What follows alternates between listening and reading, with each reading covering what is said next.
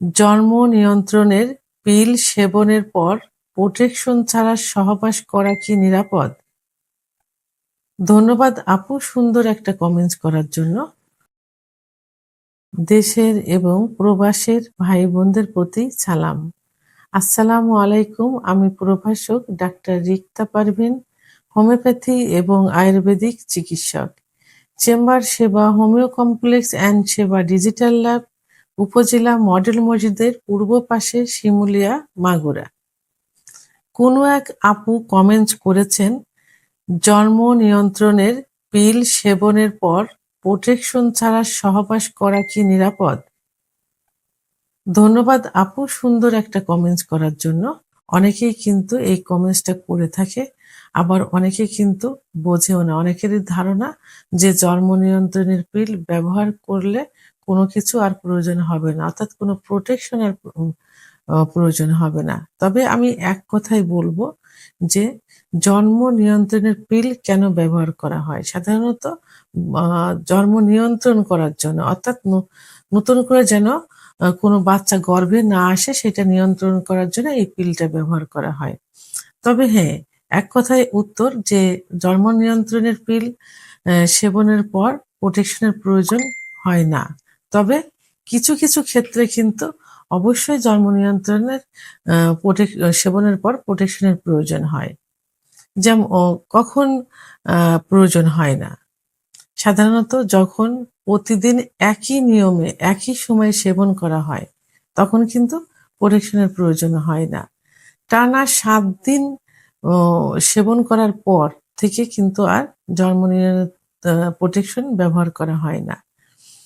এরপর কোনো পিল কখনোই মিস যায়নি। অর্থাৎ যে ২১ দিন সাদা পিলটা খাওয়া হয় এর ভিতরে কখনো আ মিস যায়নি।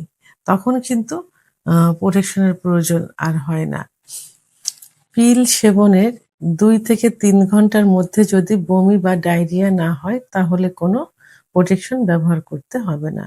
এখন প্রোটেকশন কখন ব্যবহার করতে হবে? ১ম ৭ দিন, যেদিন থেকে পিল সেবন শুরু করবেন সেদিন থেকে ১ম ৭ দিন প্রোটেকশন ব্যবহার করতে হবে। এবং যদি ১ এর অধিক দিন পিল সেবন বন্ধ যায় তাহলে প্রোটেকশন ব্যবহার করতে হবে। কিছু অ্যান্টিবায়োটিক ওষুধ সেবনের ভিতর এবং সেবনের আ শেষ হবার ৭ দিন পর পর্যন্ত প্রোটেকশন ব্যবহার করতে হবে। কারণ যেমন যক্ষ্মা রোগের কিছু অ্যান্টিবায়োটিক আছে যেটা পিলের কার্যকারী ক্ষমতা কমিয়ে ফেলতে পারে বা কমিয়ে দেয়। আবার পিল সেবনের মধ্যে যদি আ বমি এবং ডিসেন্টারি বা ডায়রিয়া হয় তাহলে যে কদিন চলবে সে কদিন আ প্রোটেকশন ব্যবহার করতে হবে এবং সেরে যাবার ৭ দিন পর্যন্ত আবার এই প্রোটেকশন ব্যবহার করতে হবে। তাহলে যে কারণে প্রোটেকশন ব্যবহার করতে হবে না, সে কারণেগুলো কিন্তু আ আ ৯৯% কিন্তু নিরাপদ থাকা যায়। আর যে কারণগুলোর মধ্যে প্রোটেকশন ব্যবহার করতে হবে সেটা কিন্তু অবশ্যই করতে হবে।